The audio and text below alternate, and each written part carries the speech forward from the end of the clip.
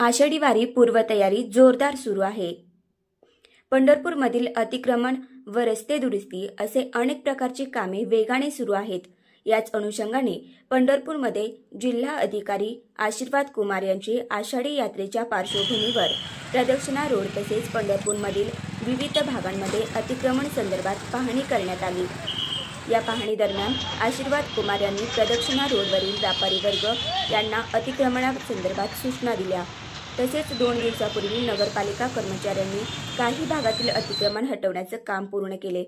याच दरम्यान राहिलेल्या काही अतिक्रमणांना आशीर्वाद कुमार यांनी समक्ष भेट देऊन अतिक्रमण हटवण्याची सूचना दिली।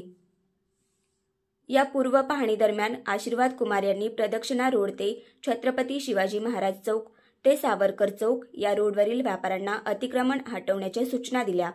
या पाहणी दरम्यान आशीर्वाद कुमार यांच्यासोबत पोलीस प्रशासन व नगरपालिका अधिकारी उपस्थित होते।